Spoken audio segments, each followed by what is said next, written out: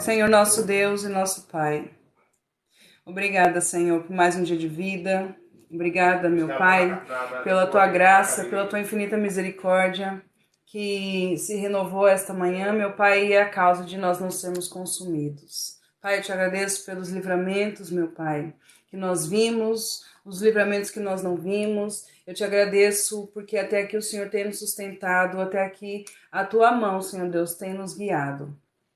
Eu quero, meu Pai, apresentar mais uma vez nas Tuas mãos a vida de cada irmão que aqui está, aqueles que já passaram por aqui, aqueles que ainda vão chegar, meu Pai.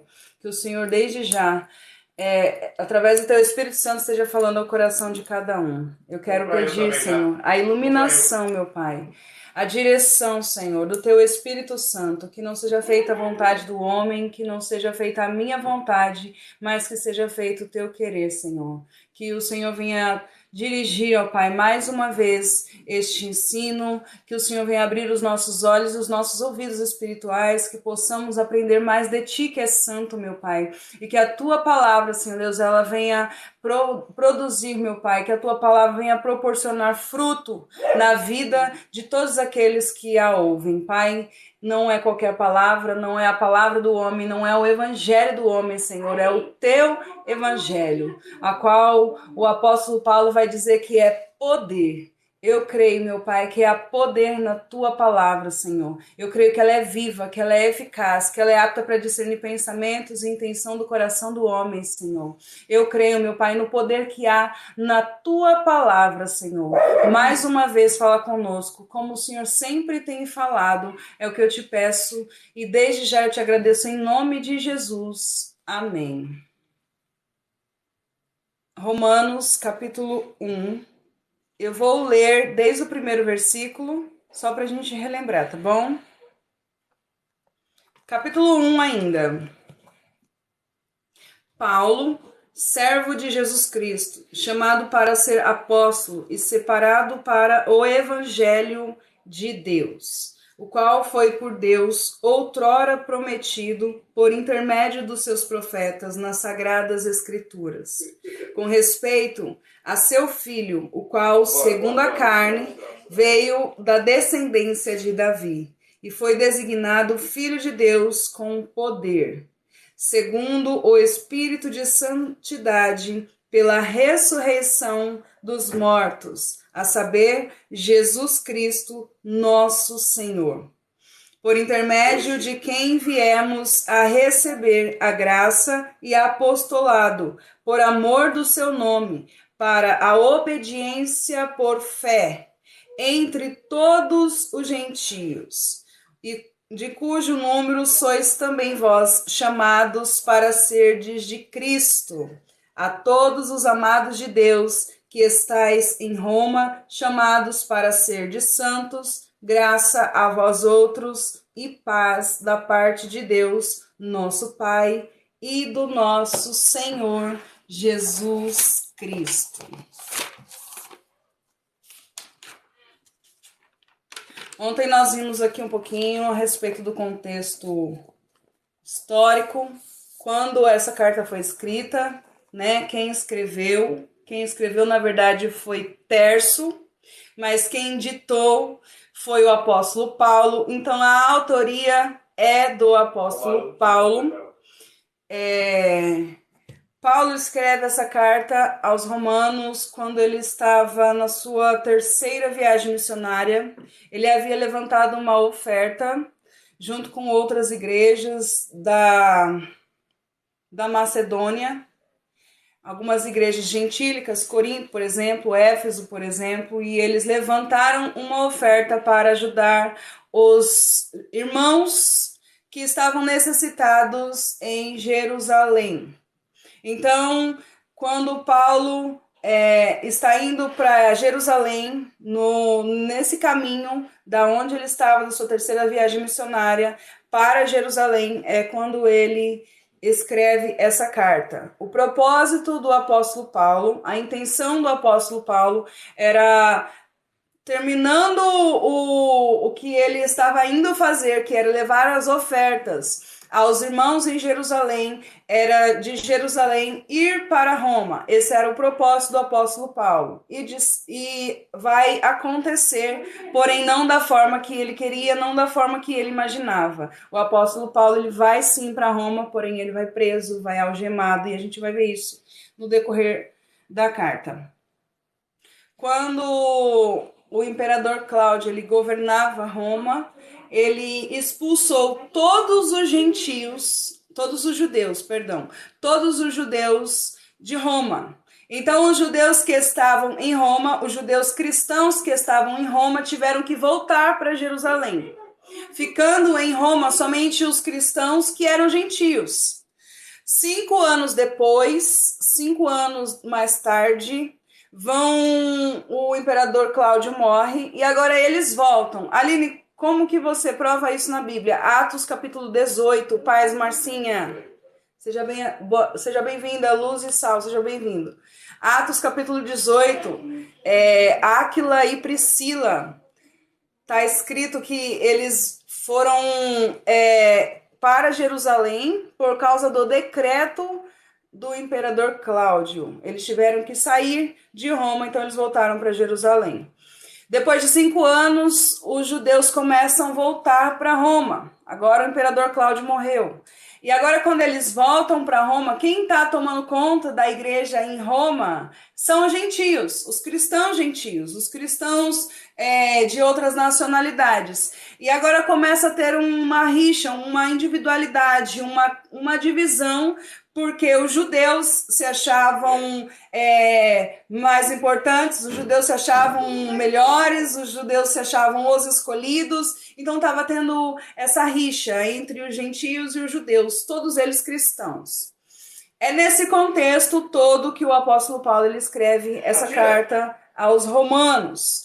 O propósito é ele dizer o quanto ele queria visitar essa igreja, o quanto ele desejava, quantas vezes ele planejou ir até Roma.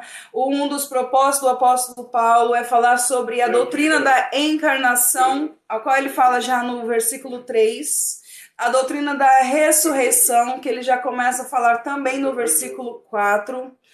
E falar a respeito da justificação, e a gente vai ver tudo isso no decorrer dessa carta.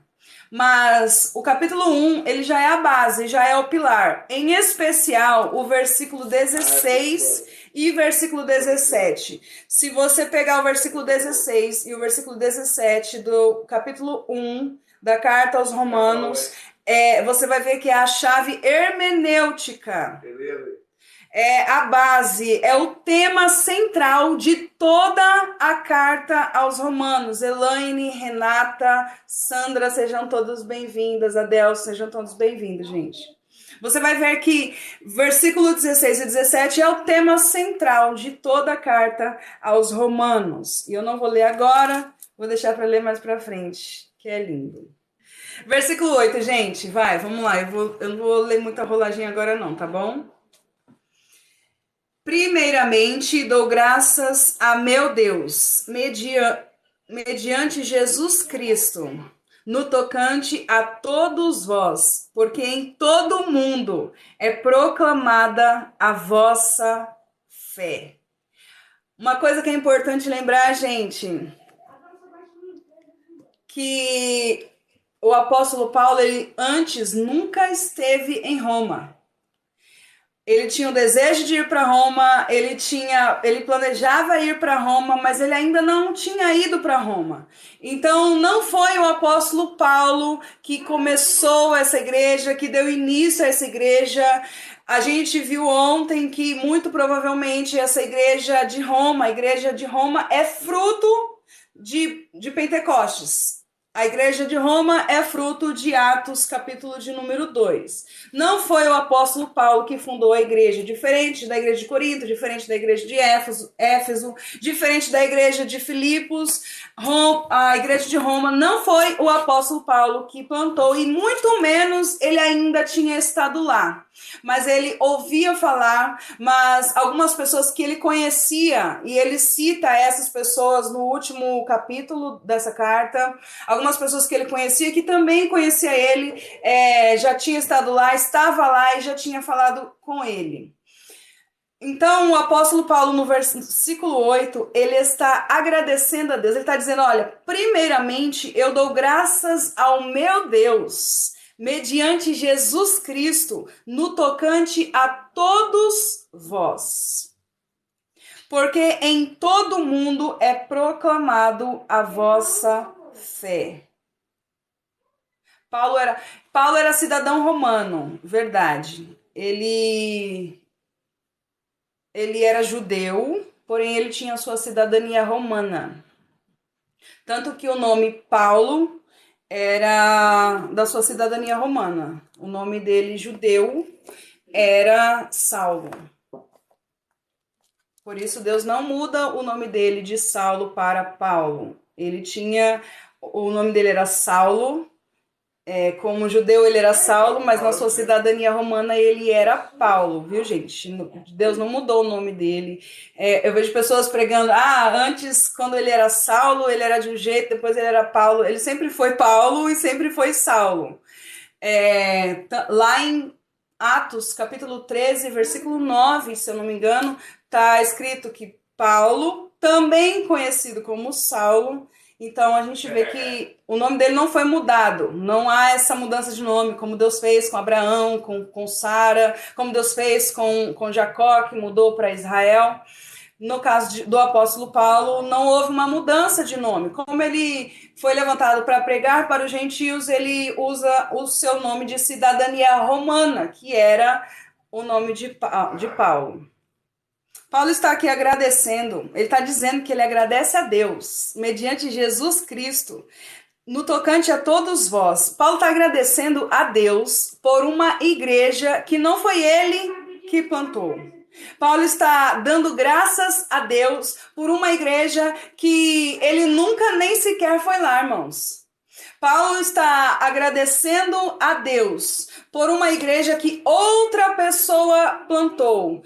Paulo é alguém que não tem problema de que se foi ele que começou, se foi ele que terminou. Paulo, ele agradece, ele louva a Deus pelos irmãos que estavam em Roma. Ele diz assim, olha, em todo o mundo é proclamado a vossa fé. Irmãos, Paulo não estava em Roma, nunca tinha ido em Roma, e ele está dizendo que ele ouviu falar da fé, do testemunho de fé dos irmãos que estavam em Roma. Uma igreja, ela precisa ser conhecida pelo seu testemunho de fé.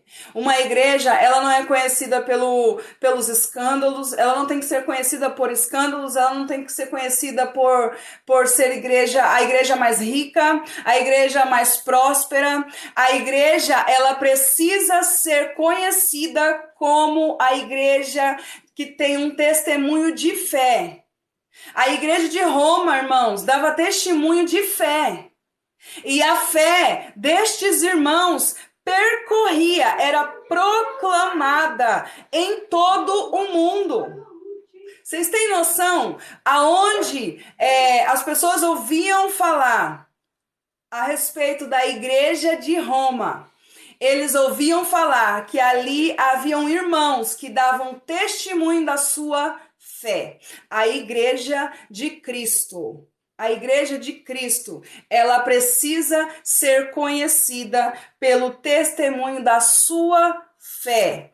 Em Atos, capítulo 1,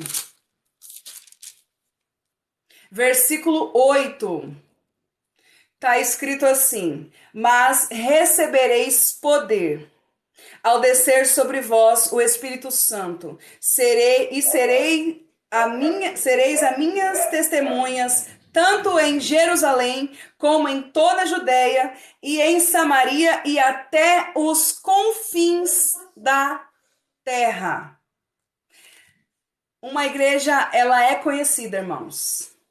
Jesus, ele fala isso lá no Sermão da Montanha. Capítulo 5.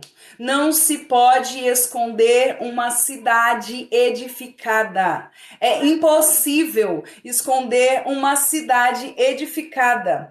É necessário que a luz resplandeça, assim como a sua luz, assim como ele sendo a própria luz, resplandeceu nas trevas. A igreja de Cristo também é luz. A igreja de Cristo também resplandece. A igreja de Cristo também não foi feita para ficar escondida, mas a igreja de Cristo, ela tem que dar testemunho da sua fé.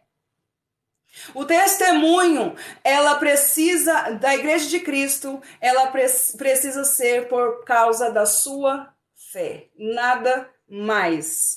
Olha só, o apóstolo Paulo está agradecendo a Deus por uma igreja que não foi ele que plantou, que não foi ele que semeou. Ele está louvando a Deus, ele está agradecendo a Deus e ele diz, mediante Jesus Cristo, no tocante a todos vós, sem exceção. Ele não agradece só pelos judeus ou só pelos gentios, ele agradece a todos, sem exceção. E em todo o mundo é proclamado a vossa fé. Nós, como igreja de Cristo, não devemos ser conhecidos por escândalos, por debate, por discussões. Nós, como igreja de Cristo, não devemos ser conhecidos por outra coisa, senão pelo testemunho da nossa fé. Versículo 9. Porque Deus, a quem sirvo em meu espírito no evangelho de seu Filho, é minha testemunha de como incessantemente faço menção de vós em todas as minhas orações, suplicando que, em algum tempo, pela vontade de Deus, se me ofereça boa ocasião de visitar-vos. Sirvo em meu espírito. Paulo serve a Deus no seu espírito. Paulo não serve a Deus de palavras, irmãos. Paulo não é alguém que serve a Deus para mostrar alguma coisa para alguém.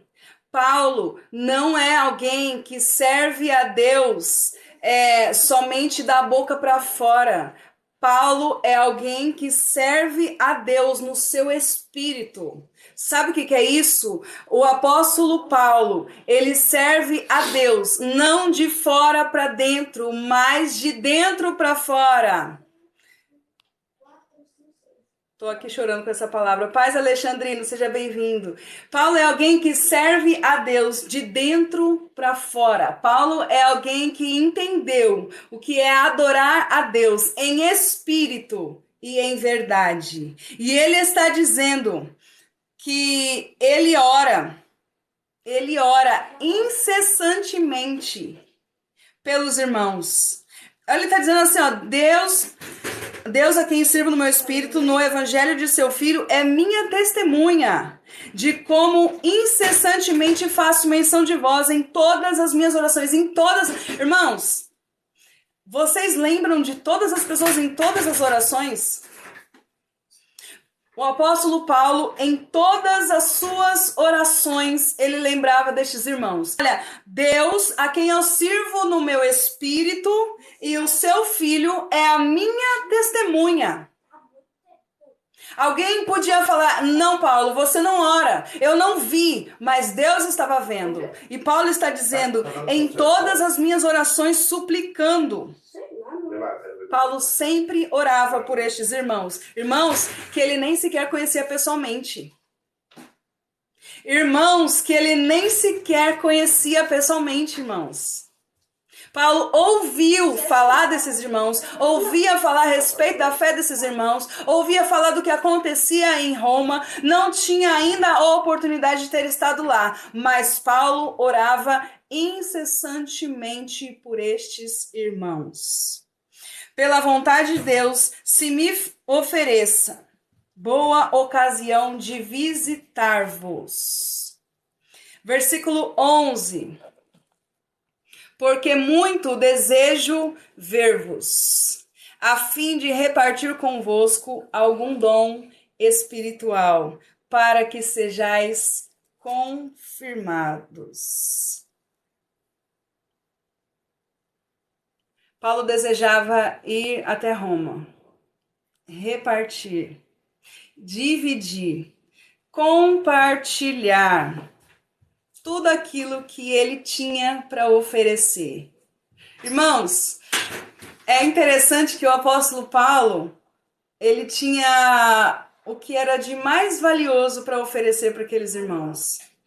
Ele estava indo levar uma oferta a Jerusalém para os irmãos que estavam passando necessidade, mas o que mais valor ele tinha para entregar ou para oferecer para alguém é o Evangelho. É o Evangelho de Jesus Cristo, é o Evangelho de Deus. Era isso que Paulo tinha para dividir. Era isso que Paulo tinha para repartir. Era isso que o apóstolo Paulo tinha para compartilhar. O dom espiritual que o apóstolo Paulo era esse. Ele era ministro do evangelho. O chamado, a carreira, o ministério do apóstolo Paulo era ser ministro do evangelho. E ministro, irmãos, no termo grego, é aqueles homens que ficavam na parte de baixo da embarcação remando.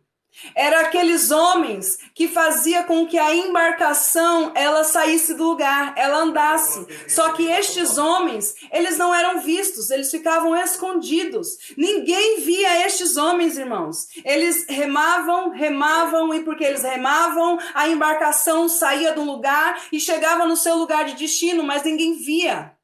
Eles eram escravos, eles não recebiam dinheiro, eles não recebiam para fazer isso. Eles faziam porque eram escravos. E Paulo se declara um ministro do evangelho. Paulo não está a fim de ser visto, não é a fim de ser visto. Paulo sabe que ele é ministro, que ele é alguém que foi chamado para anunciar o evangelho.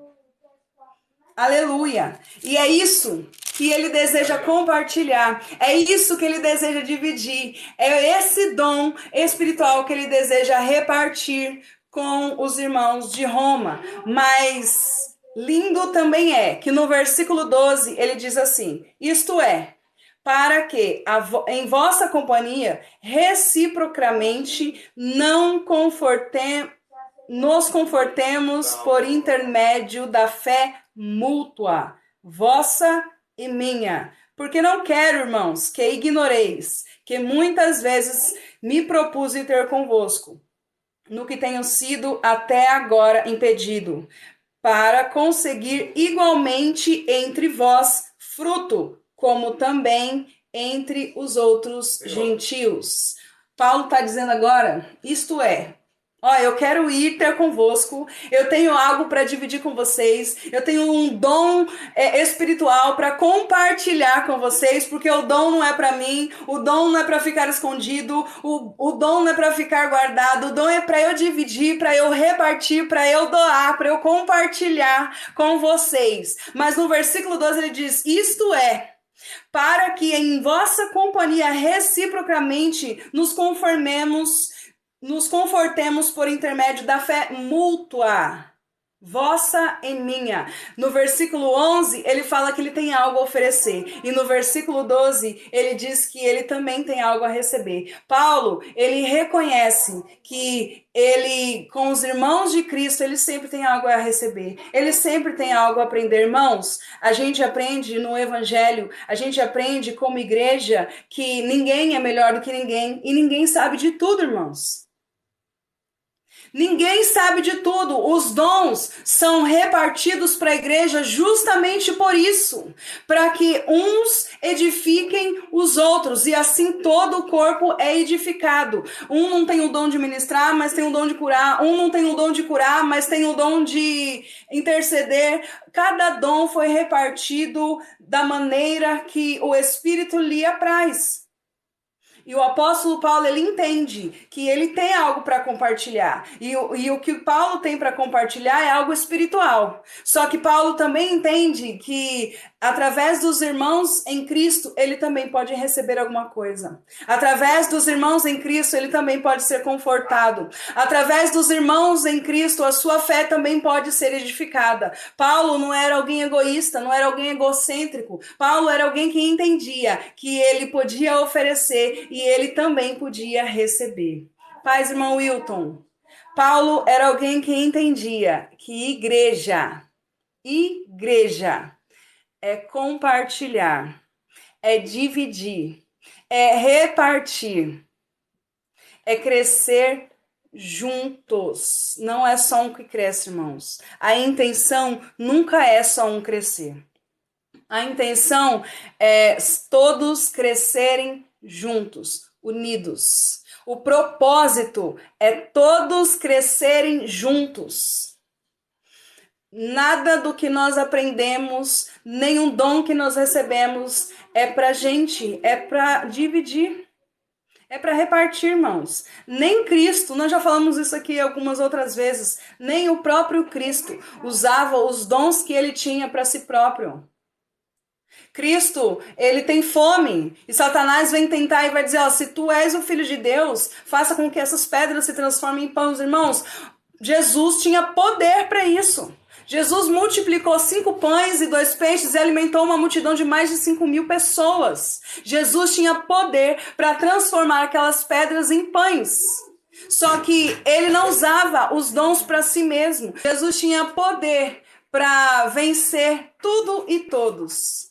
Mas ele não faz isso. Jesus ressuscitou Lázaro, Jesus ressuscitou a filha de Jairo, Jesus ressuscitou o filho da viúva de Naim, mas quem ressuscita Jesus não é ele mesmo, é o Pai que o ressuscita, é o Pai que o traz dos mortos.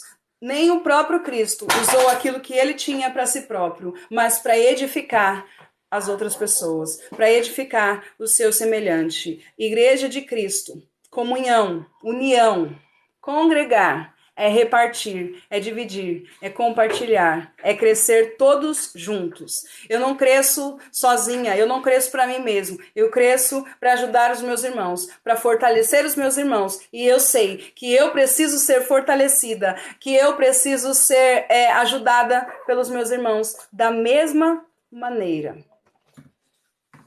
No versículo 13, ele diz assim... muitas vezes me propus ir ter convosco, no que tenho sido até agora impedido. Muitas vezes, irmãos, várias vezes o apóstolo Paulo planejou, desejou ir até Roma. E todas as vezes ele foi impedido. E eu louvo a Deus por isso, porque talvez se Paulo tivesse ido a Roma da maneira que ele queria, da maneira que ele havia planejado, nós não teríamos essa carta hoje. Porque se Paulo tivesse chegado em Roma antes mesmo dessa terceira viagem missionária, por que ele escreveria uma carta se ele estava lá? Paulo está em Roma, para que ele vai escrever uma carta se ele está em Roma? Mas porque ele não conseguia ir, porque ele ainda não havia achado oportunidade de estar em Roma, ele escreve essa carta. Louvado seja Deus por isso. Como ele mesmo diz lá em Filipenses, todas as coisas que têm acontecido têm antes contribuído isso para o progresso do Evangelho. Glauco, Pai Senhor, tem antes contribuído para o progresso do Evangelho. Paulo, agora, ele deseja de Jerusalém ir para Roma. Eu acredito, estudando um pouquinho, tentando entrar um pouquinho na mente do apóstolo Paulo, o propósito dele maior, talvez o propósito final, tendo em vista que ele já tinha mais de 15 anos de ministério, já havia pregado em toda a Macedônia, em toda a Ásia Menor, já havia pregado na Galácia, e agora faltava ele chegar em Roma, e chegando em Roma, o propósito dele era pregar na Espanha. Talvez o propósito final do apóstolo Paulo, quando ele chegasse na Espanha, ele pudesse dizer, pronto, agora eu preguei em todos os lugares em qual eu poderia ir. Só que, quando ele chega em Jerusalém, boa noite, gente, sejam bem-vindos. Quando ele chega em Jerusalém, com essa oferta, com os outros irmãos, a Bíblia diz lá em Atos, abre em Atos, gente.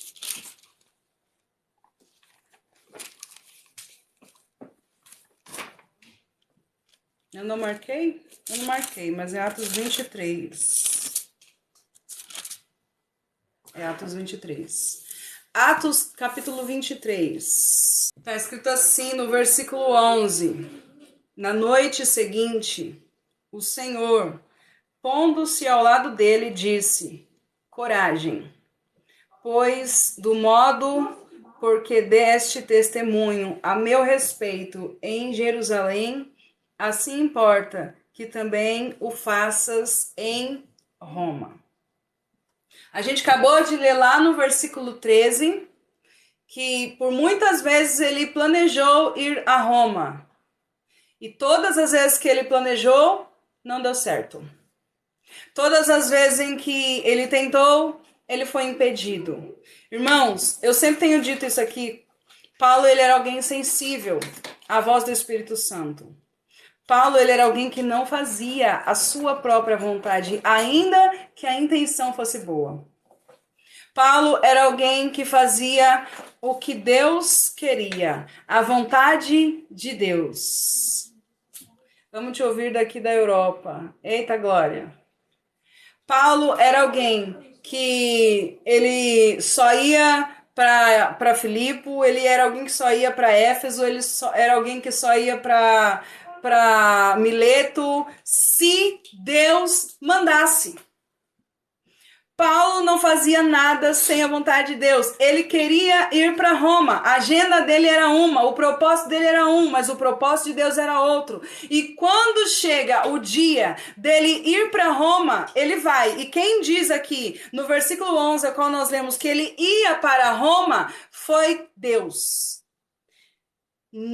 Na noite seguinte, o Senhor, pondo-se ao lado dele, disse: coragem.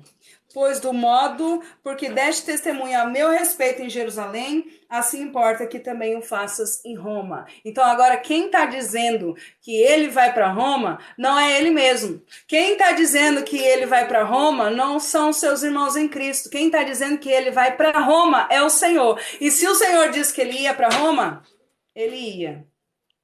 Só que ele vai algemado, irmãos. Ele vai preso. Ele não vai da maneira que ele pensou que seria. Ele não vai celebrar. Ele não vai chegar na igreja de Roma e festejar com os irmãos. Não, ele vai algemado, irmãos. O lugar que o apóstolo Paulo tanto desejou ir. O lugar que o apóstolo Paulo tanto planejou ir. Vai ser o lugar aonde ele vai ser preso. E mais tarde é justamente o lugar aonde ele vai ser martirizado. O lugar aonde o apóstolo Paulo sempre planejou ir vai ser o palco da sua morte. Versículo 14. Pois sou devedor, tanto a gregos como a bárbaros, tanto a sábios como a ignorantes. Paulo está dizendo que ele é devedor. Por que Paulo é devedor? Paulo é devedor porque ele recebeu algo da parte do Senhor. Paulo, ele recebeu o evangelho. E ele tem uma dívida agora. E ele deve não só aos gentios, aos gregos, aos bárbaros, aos sábios, aos ignorantes. A dívida que o apóstolo Paulo tem, em primeiro lugar, é com Deus. Imagina que eu dou um dinheiro na mão da Carol, para a Carol pagar o Felipe. Eu dou R$50 na mão da Carol. E eu falo: Carol, leva esse dinheiro pro Felipe. Quando eu entrego esse dinheiro na mão da Carol, a Carol já tá me devendo. Porque esse dinheiro não é dela. Quando esse dinheiro tá na mão da Carol, ela deve para mim e ela deve pro Felipe. Paulo, ele entende que ele era devedor. Tanto de judeus, tanto de gentios, tanto de sábio como ignorantes, como gregos, mas também como de Deus. Todo aquele, irmão, todo aquele que recebe o evangelho é devedor. E quando eu estava lendo isso, eu lembrei da mulher samaritana. Quando Jesus ele vai se revelar para ela, quando Jesus ele vai se revelar como Messias para aquela mulher.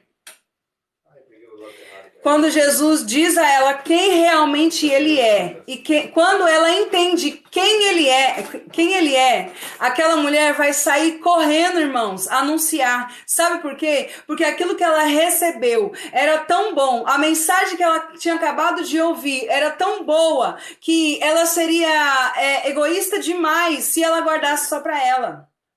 Ela tinha uma dívida e ela começou a pagar, irmãos. Ela foi pregar para todos os samaritanos. Paulo entendia que ele era um devedor. Ele devia tanto a gregos como a bárbaros, tanto a sábios como ignorantes. Paulo era um devedor. E mais do que isso, no versículo 15 ele diz: por isso, quanto a mim, eu estou pronto a anunciar o evangelho também a vós outros em Roma. Irmãos, Paulo era devedor, mas ele estava pronto. A pergunta é: se você recebeu o evangelho, você está pronto? Paulo era tido como alguém que transgredia a lei de Moisés. Paulo era tido como para alguns mentiroso. Paulo era tido para alguns um lunático.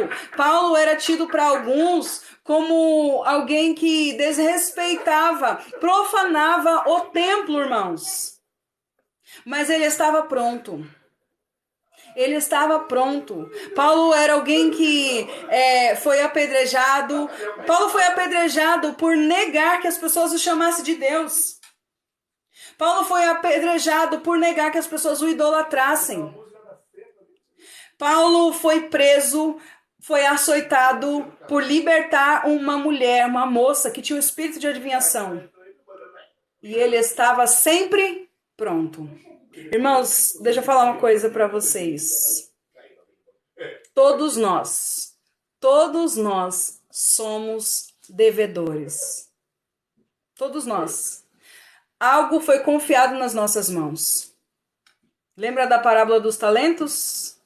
O reino dos céus é semelhante ao Senhor que chamou seus servos e confiou-lhes talentos, cada um segundo a sua capacidade. E ausentando-se, os seus servos foram granjear os talentos. O que recebera 5, recebeu mais 5. O que recebera 2, recebera mais 2. Mas o que recebeu um só, enterrou o seu talento. Jesus contando essa parábola, ele vai dizer que um dia, esse Senhor, ele há de voltar. E no dia que ele voltar, ele vai prestar contas. Ele há de prestar contas. E o que nós temos feito com aquilo que o nosso Senhor tem confiado nas nossas mãos? Salmo 126, versículo 6. O que semeiam com lágrimas, top. Glória a Deus. Glória a Deus. O que nós temos feito? Nós temos pago essa dívida? Ou nós temos aumentado cada vez mais a nossa dívida? Paulo era um devedor que estava pronto. Versículo 16 e 17, como eu falei, é a chave hermenêutica da carta aos Romanos. A gente entendendo o versículo 16 e o versículo 17, a gente entende todo o restante da carta. É a base, é o pilar da carta aos Romanos, é os versículos 16 e 17. Vamos começar. Pois não me envergonho do Evangelho, porque é poder de Deus para a salvação de todo aquele que crê. Primeiro do judeu e também do grego. Irmãos, algum de nós já ficou envergonhado do Evangelho? Será que algum de nós já esteve num ambiente que a gente ficou meio assim, meio receoso de dizer que era cristão? Será que algum de nós, no meio de algumas pessoas, ficou meio assim, achando que as pessoas iam achar que a gente era careta demais, que a gente era chato demais? Se a gente confessasse que nós éramos cristãos? Pai Zeron, antigamente eu passava por isso. Passando placa. Sabe, você chegar num ambiente assim, você está no meio de pessoas que você fica, poxa vida, será que eu falo? Será que se alguém me perguntar, eu falo? Uma vez, eu estava numa festa, eu não tinha nem me batizado ainda. Eu estava numa festa e era aniversário de casamento de uma amiga minha. E tinha muita gente nessa festa, eu não conhecia a maioria, e pelo que eu tava vendo, não tinha um cristão, irmãos. Não tinha um cristão. Nem as minhas amigas, nem as amigas das minhas amigas. Todo mundo bebendo, todo mundo dançando, todo mundo curtindo a festa, e eu lá sentada, quietinha no meu canto, mas pensando, tomara que ninguém me pergunte. Eu vou falar o quê? Será que eles vão me achar careta demais? Será que eles vão achar que eu sou chato demais? O que será que elas vão pensar de mim? Não vão mais me convidar para a festa? Não vão mais me chamar nenhuma vez? Mas isso foi no comecinho do evangelho. Graças a Deus, hoje eu não passo mais por isso. Mas a situação do apóstolo Paulo, gente, era muito mais difícil do que a gente possa imaginar. Paz Hernandes. Malvina, a gente está ministrando a palavra agora. A situação do apóstolo Paulo era muito mais difícil do que a gente possa imaginar. Boa noite, Jamerson. Por quê?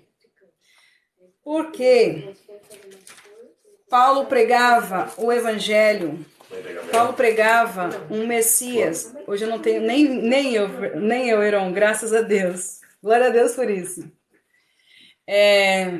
Paulo pregava, anunciava um Messias que foi crucificado, irmãos. E a cruz era motivo de vergonha. A cruz era motivo de maldição para os judeus. Paulo estava anunciando um Messias, um Salvador, um evangelho de alguém que morreu pendurado no madeiro.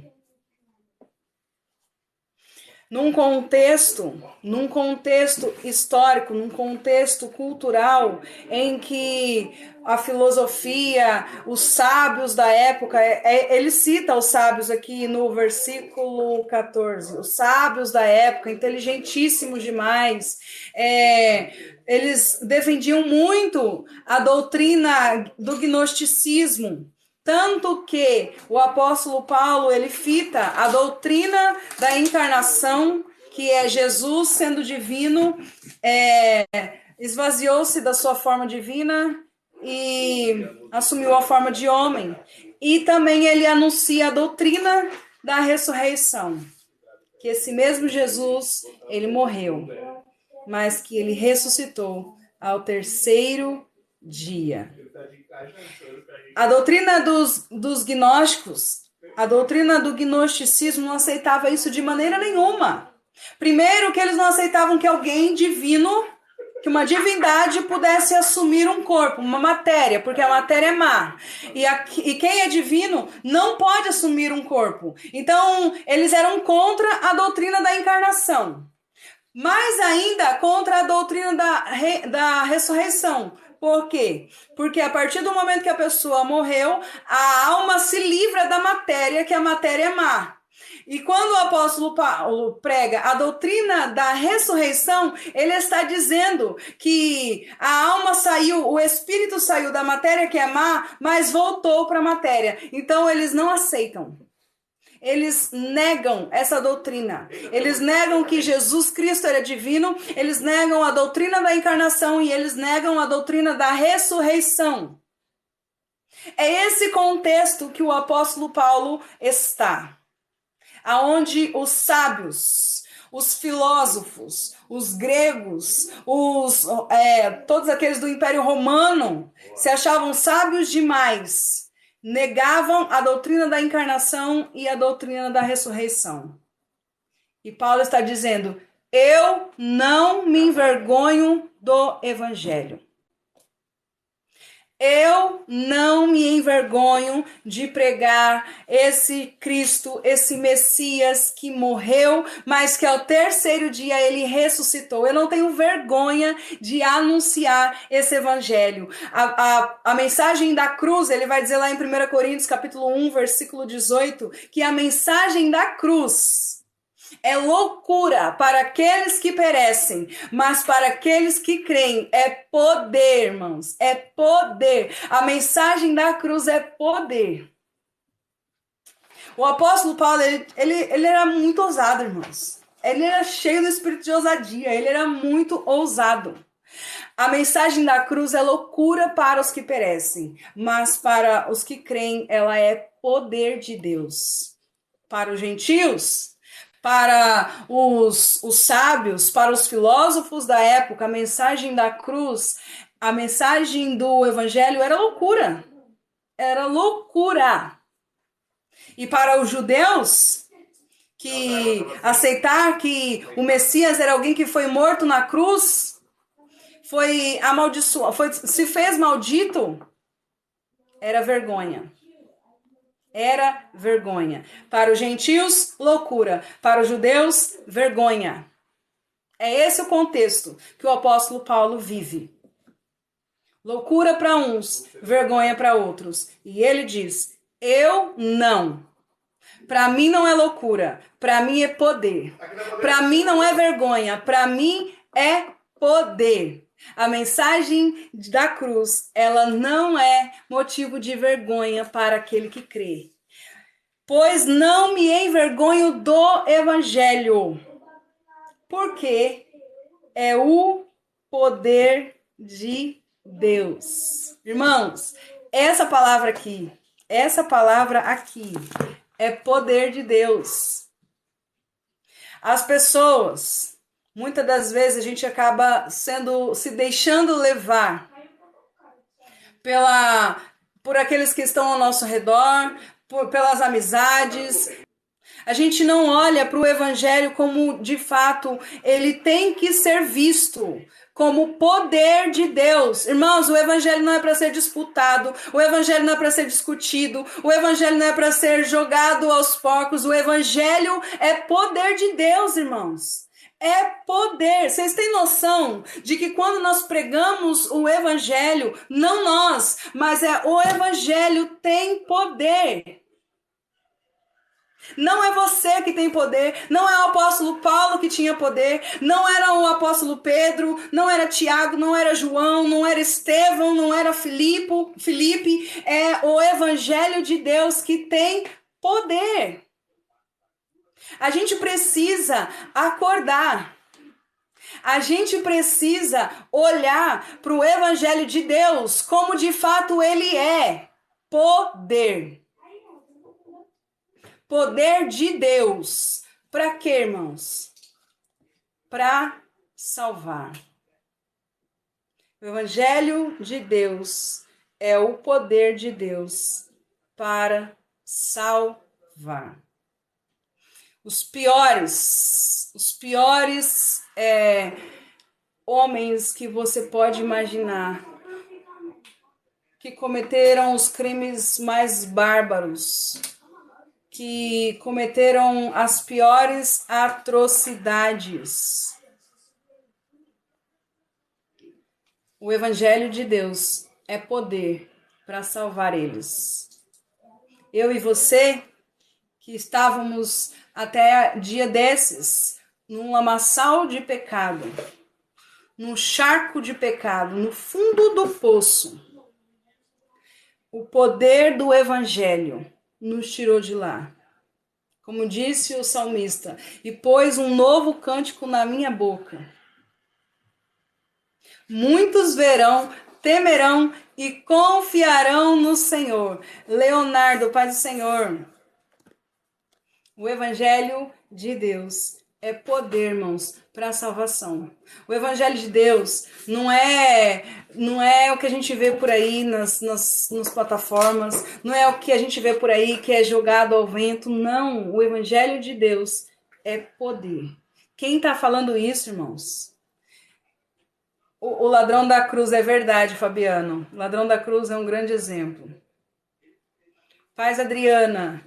Quem está falando isso, irmãos? Que o Evangelho de Cristo, que o Evangelho de Deus é poder para a salvação, é alguém que perseguia a igreja.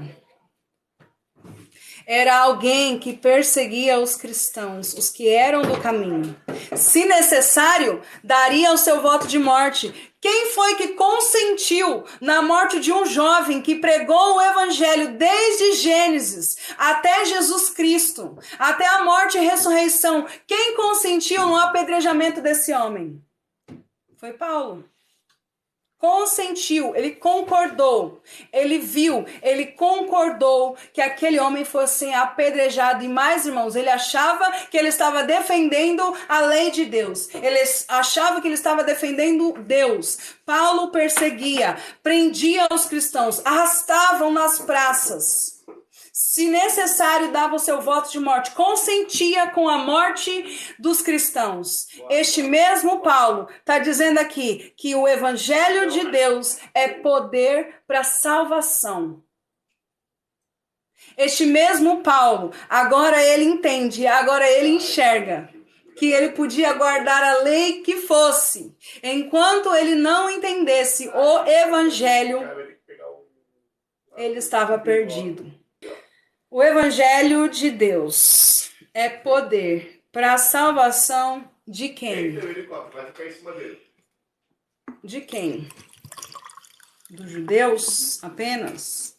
Dos gentios? Dos gregos? Dos bárbaros? Dos ignorantes?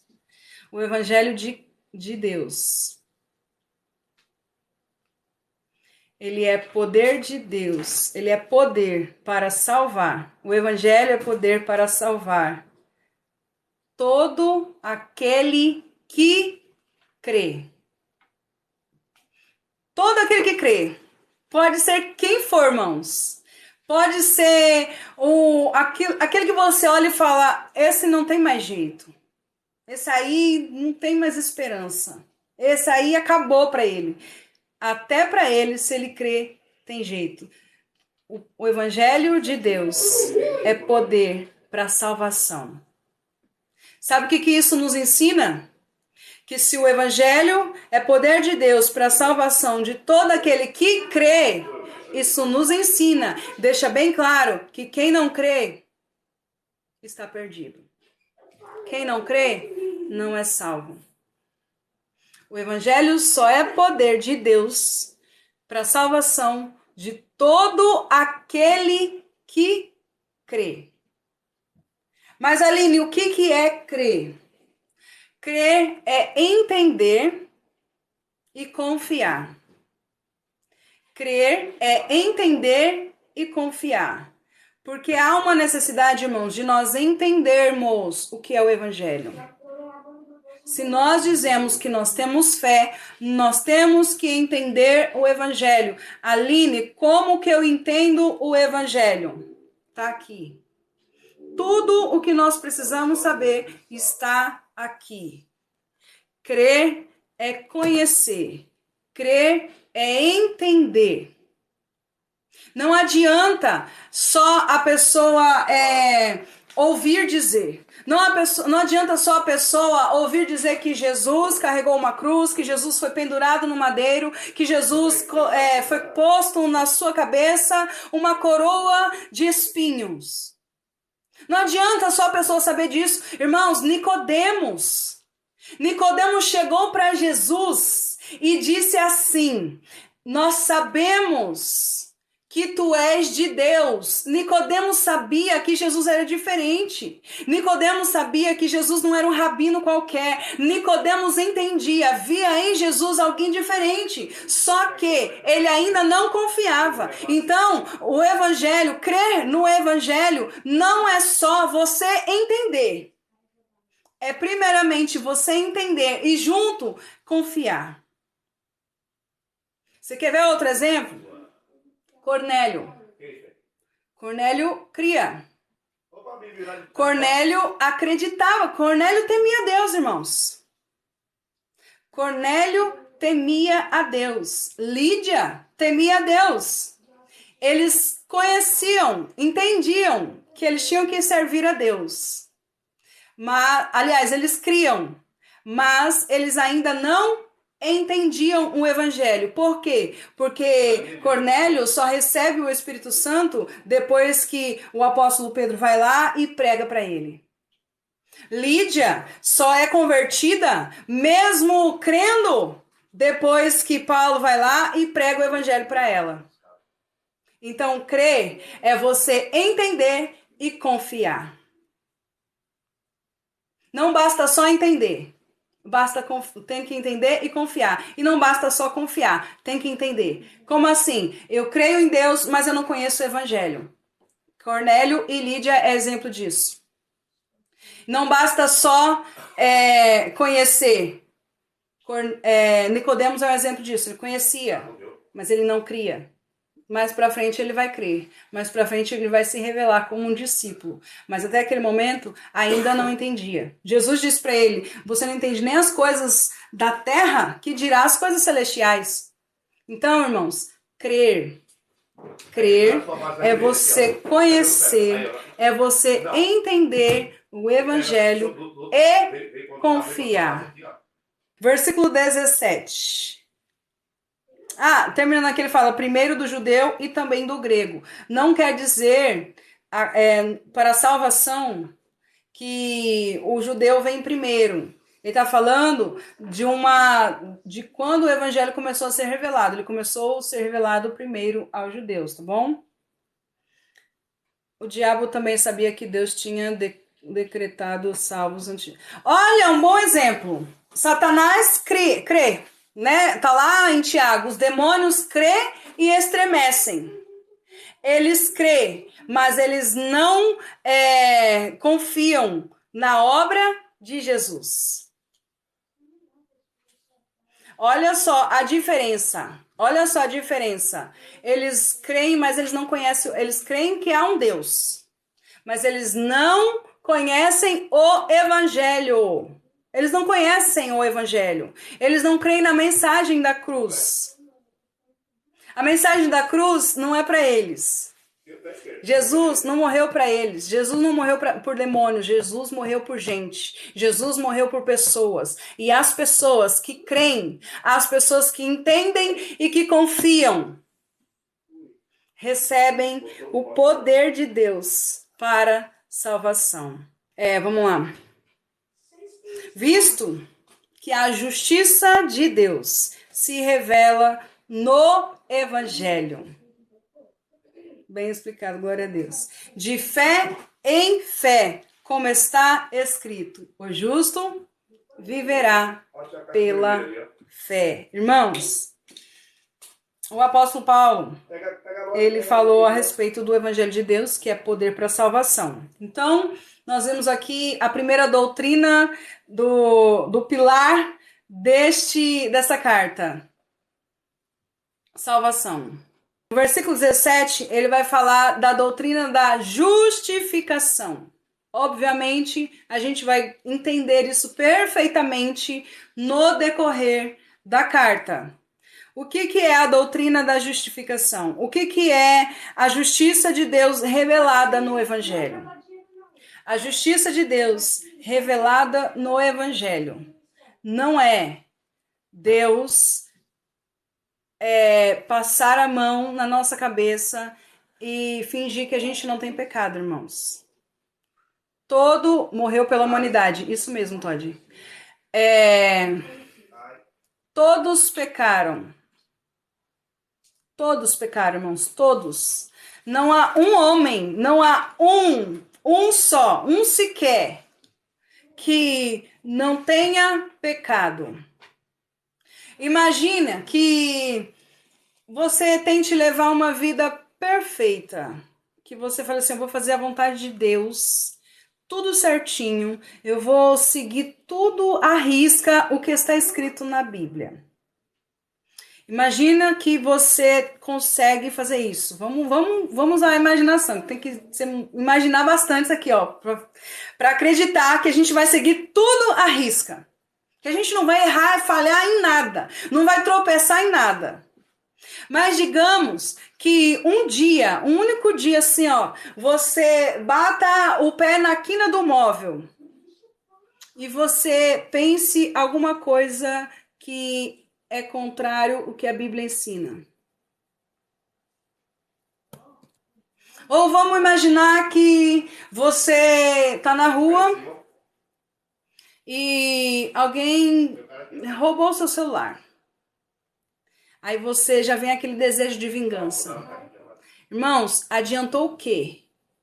Você levar uma vida toda sem errar. Uma hora você errou. Eu não estou dizendo que a gente vai andar por aí, então vou sair errando. Não, calma, deixa eu terminar, vocês vão entender o que eu quero dizer. O que eu estou dizendo é que para você entrar no céu, para você entrar na glória de Deus, você não pode ter um erro sequer. Para você ser recebido na glória, você não pode ter um pecado sequer. Para você entrar no reino, no paraíso, na glória de Deus, você não pode ter uma única falha. Você precisa ser 100% perfeito. Um erro sequer já é suficiente para você não entrar no céu. Um pecado, um único pecado sequer é suficiente para você não entrar na glória de Deus. O salário do pecado é a morte. Todos pecaram e destituídos estão da glória de Deus. Como é, irmãos, então, que a gente entra no céu? Se a gente, sem conhecer, a gente falhou. E conhecendo isso aqui, a gente falha. Só tem um jeito.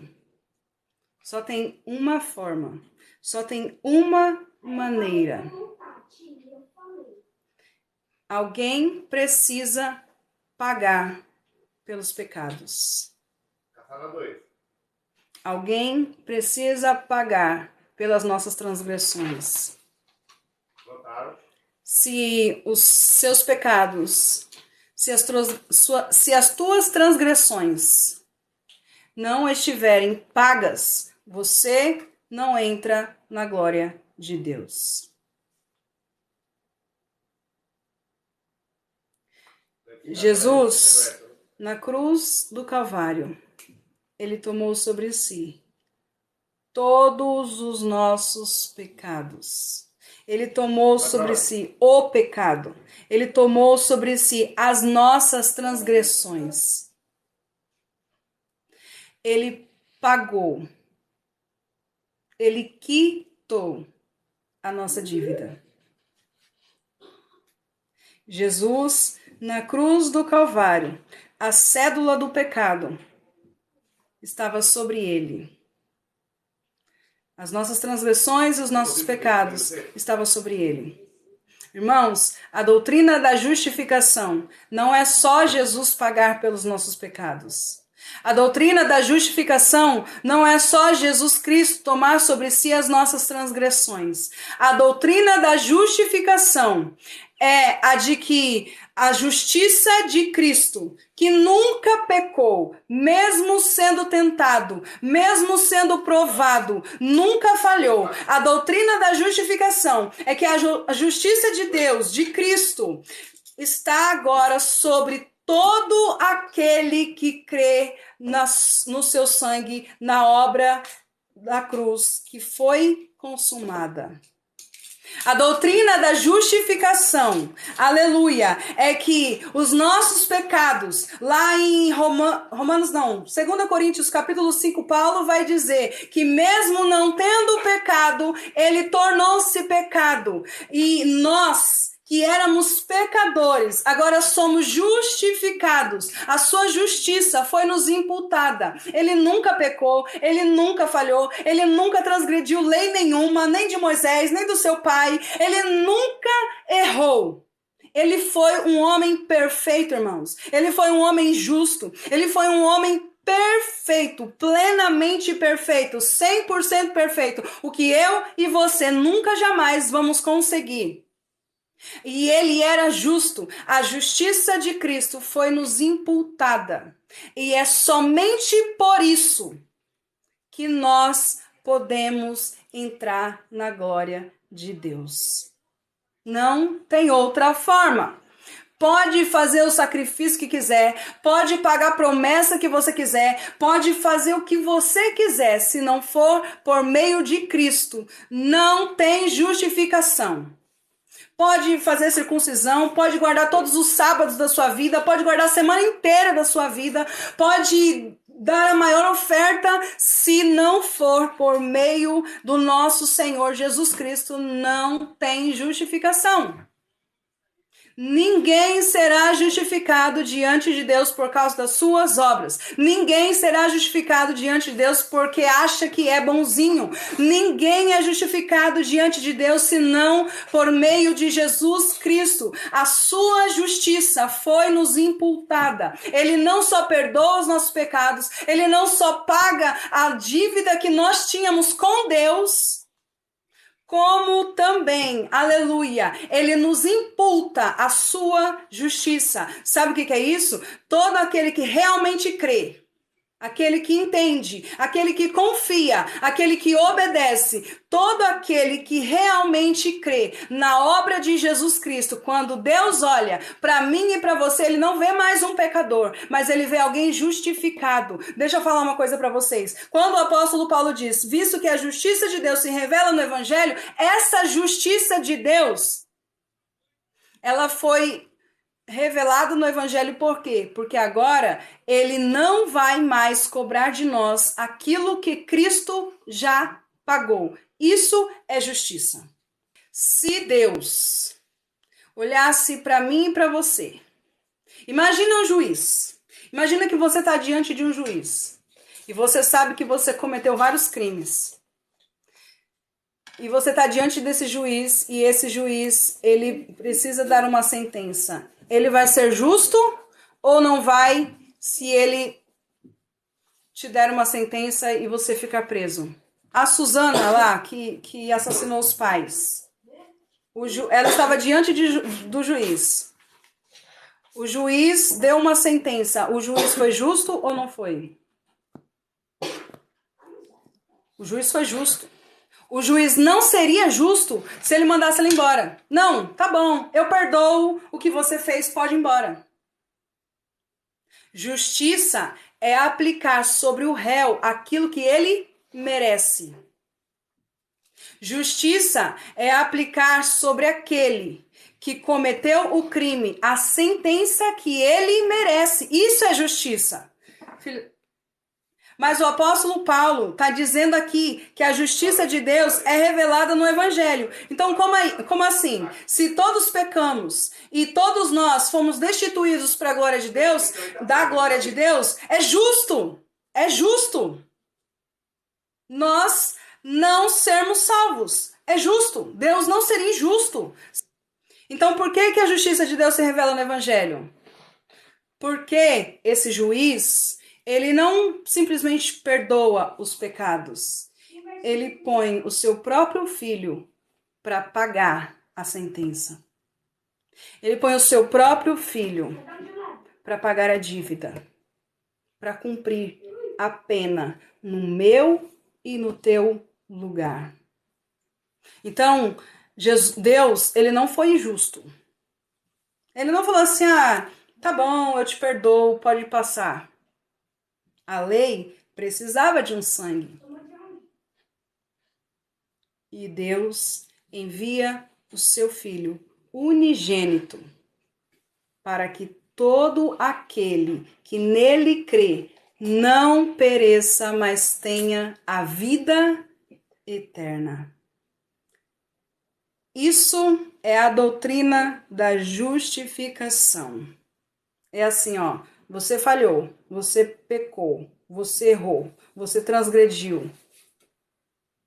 Mas para você não passar a eternidade longe de mim, eu vou dar o meu filho para pagar toda a sua dívida.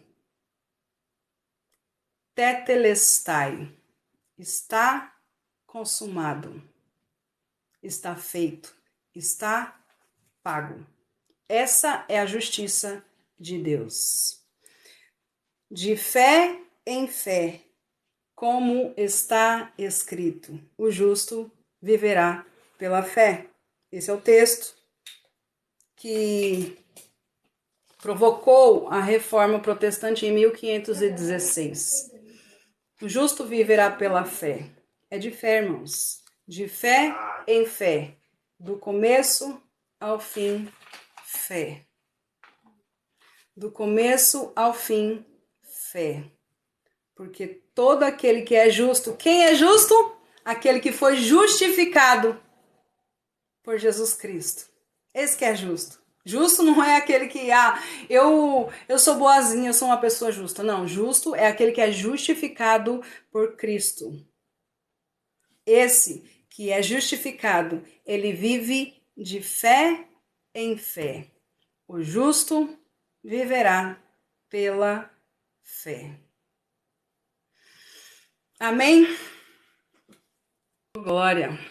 Louvado seja Deus. Aleluia. Aleluia. Glória a Deus. Aleluia. Glória, glória, glória a Deus. É o evangelho, meu Alex. É poder. É poder. Gente, a gente precisa olhar para o evangelho como ele de fato é. Poder de Deus. Aleluia. Glória a Deus. Essa é minha irmã em Cristo para toda a vida. Glória a Deus, Todo-Poderoso, eu recebo. Amém, gente? Glória a Deus. Eu vou orar. Eu vou orar e amanhã tem mais. Amanhã a gente continua. Aleluia. Aleluia. Glória a Deus. Aleluia. Glória a Deus. Meu Deus, como te agradecer, Senhor. Como que te agradece, meu Pai? Não existem palavras que expressem quão grato nós somos, meu Pai. Porque o Senhor decidiu que todo aquele que cresce no seu Filho unigênito não passasse a eternidade longe e separado de Ti, Senhor. Nós cremos, meu Pai. Nós cremos no Evangelho. Nós cremos que Ele é poder, meu Pai. Poder para salvar. Nós cremos que não existe um coração, meu Pai, que Ele não possa alcançar. Meu Pai, se for da Tua vontade, que na noite de hoje, no dia de hoje, aonde, meu Pai, estiver sendo pregado o Teu Evangelho, seja nas redes sociais ou não, meu Pai, que os corações, meu Pai, venham ser quebrantados diante da Tua presença, diante da Tua palavra, meu Pai, porque a Tua palavra tem poder, ela é poderosa, Senhor. Ela é viva, meu Pai. Meu Deus, aonde estiver um ministro do Teu Evangelho, aonde, meu Pai, o Senhor estiver levantando pessoas para ministrar, igrejas, pontos de pregações, denominações, independente de placa, Senhor Deus, mas que o teu evangelho seja o centro, meu Pai. O teu evangelho seja o propósito, meu Pai, dessas pessoas ministrarem a tua palavra. Eu oro, eu intercedo por cada um, por cada pastor, por cada missionário, por cada evangelista, por cada homem e mulher que o Senhor tem levantado neste tempo, Senhor Deus, para pregar o teu evangelho que é poderoso, meu Pai. Em nome de Jesus, que o Senhor venha usar cada vez mais estes teus filhos com poder, com autoridade, meu Pai, que nós possamos, Senhor, não nos envergonhar da mensagem da cruz, que nós possamos crer, meu Pai, que ela é poder de Deus para todo aquele que crê. Pai, nos usa, meu Pai. Todos que estão aqui, que têm ouvido a tua palavra, que já têm pregado o teu evangelho, meu Pai, mas que, assim como os teus servos, como o apóstolo Paulo, nós tenhamos cada vez mais espírito de ousadia, que nós não venhamos temer o que pode nos fazer o homem, Senhor, mas que em tempo e fora de tempo, nós possamos pregar a tua palavra, que nós possamos olhar com seriedade, meu Pai, que nós possamos olhar, meu Pai, para o teu evangelho como de fato ele é, Senhor, que nós não venhamos brincar, que nós não venhamos usar a tua palavra, Senhor Deus, para porfiar, para discutir, para querer ser melhor uns do que os outros, meu Pai, mas que nós venhamos olhar com toda seriedade, meu Pai, para o teu evangelho, como de fato ele é. Ele é poder. Ele é poder, meu Pai, para salvar a todos aqueles que crê.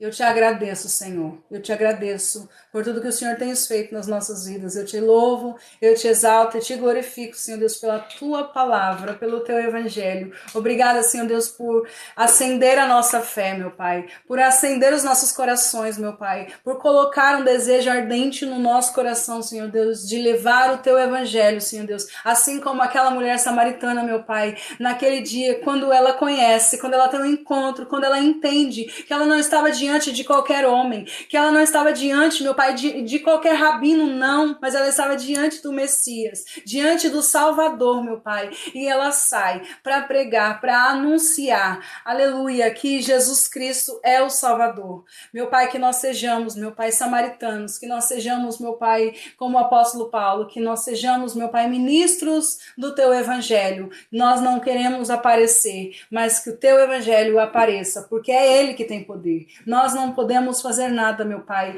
Nós de nós mesmos, Senhor Deus, não temos nada para entregar ao homem, Senhor. Mas aquilo que provém de ti, os teus dons, frutos espirituais, frutos do teu Espírito, Senhor, e até mesmo o teu evangelho, provém de ti. E é isso, meu Pai, que nós temos para compartilhar com os nossos irmãos. Que a sua vontade seja feita nas nossas vidas. Que o teu querer seja feito nas nossas vidas. Meu Pai, ao invés, meu Deus, de nós fazermos alguma coisa sem antes consultar ao Senhor, que nós venhamos antes orar, pedir a tua direção, a direção do teu Espírito, que nós só venhamos fazer aquilo que for da tua vontade. Ainda que a nossa intenção seja boa, que nós possamos compreender que os teus caminhos são maiores e mais altos que os nossos, que nós possamos entender que a tua vontade é boa, perfeita e agradável. Obrigada, Jesus Cristo, por se entregar, por pagar a nossa dívida, por pagar o nosso pecado, por tomar sobre si as nossas transgressões, as nossas enfermidades. Obrigada, Jesus Cristo, por tomar o cálice da ira de Deus, que era para nós. E com certeza nós não suportaríamos, com certeza nós não aguentaríamos, com certeza nós não poderíamos suportar tudo aquilo que o Senhor suportou no nosso lugar. Nós te agradecemos por tamanho amor e misericórdia. Obrigada por nos imputar a sua justiça. Obrigada por nos reconciliar novamente com o nosso Criador e agora nosso Pai. Nós te amamos, Senhor, nós te adoramos, nós te glorificamos, nós te exaltamos, agora e para todo sempre. Amém. Acabei.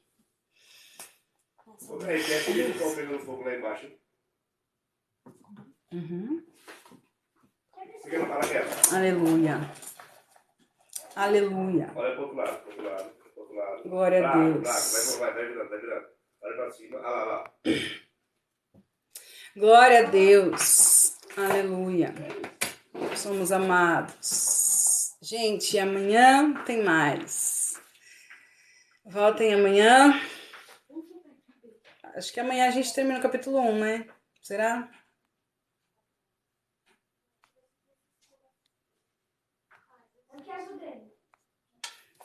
Boa noite a todos. Foi demais hoje. Deitando, eu sei.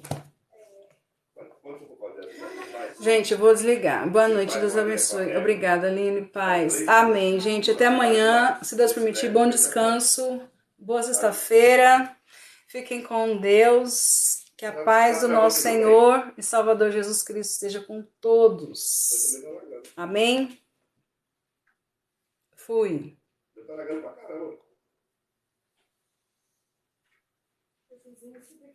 Não consigo desligar. Agora eu consigo.